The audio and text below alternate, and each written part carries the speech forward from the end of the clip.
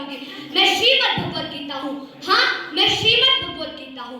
पुरुषों की इस दुनिया ने मुझको कैसी नियति दिखलाई कि पुरुषों की इस दुनिया ने मुझको कैसी नियति दिखलाई, कभी जुआ हारकर तो कभी अग्नि परीक्षा दिलवाई।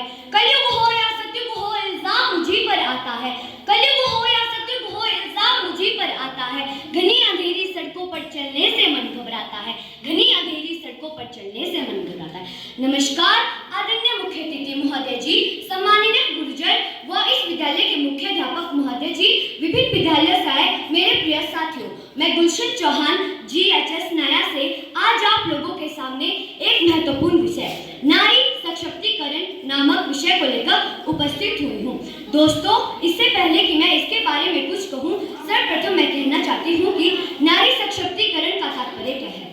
नारी सशक्तिकरण का तात्पर्य वह है जब मेरी भारत की बेटी अपनी रक्षा करने में स्वयं तत्पर हो, उसे किसी दूसरे की मदद न लेनी पड़े। दोस्तों, मैं यदि बात करूं हमारे भारत देश की स्त्रियों के इतिहास के बारे में, तो दोस्तों हमारे भारत देश के बेटियों शायद मेरा देश फिर से सोने की चिड़िया कहला सकता है। अब मैं पंक्तियां निवेदित करना चाहती हूँ। इससे पहले मैं पंक्तियां निवेदित करूं, मैं कहना चाहती हूँ, जो पुरुष कमजोर दिखाई देते हैं उन्हें कहा जाता है कि तू चूड़िया पहन ले। मेरा प्रश्न यह है महोदय, यदि चूड़िया कमजोरी का प्रतीक होती तो क्या माँ जगदम्बा के हाथों में चूड़िया होती, भारत माता के हाथों में चूड़िया होती, माँ वीणा वाणी के हाथों में चूड़िया होती। अब मैं कहना चाहती हूँ कि मुझे क्या दिखाई देती है चूड़िया।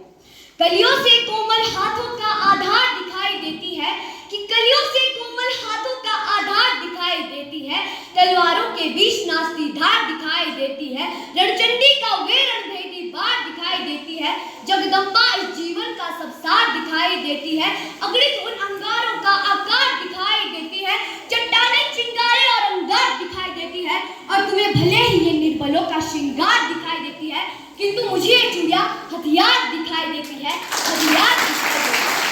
दोस्तों, मेरा प्रश्न यह है कि यदि कोई लड़का चूड़िया पहने तो क्या ये उसकी कमजोरी का प्रतीक है। मेरा प्रश्न यह है कि यदि इस भारत देश की बेटी के हाथों में चूड़िया हो, वो चूड़िया को पहन के किसी मंच पे जाए, तो क्या ये अपमान है।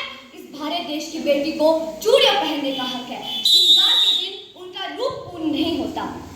दोस्तों, यदि आपको पता होगा, पहले जो माँ जगदम्बा, माँ शेरा वाली बहुत सारी जो नारियां हुई, उनके हाथों में भी चूड़िया थी, उनके हाथों में भी तो चूड़िया थी। और यदि बात करूं मैं चूड़ियों के कार्यों की, तो सुन के भी आप हैरान हो जाएंगे।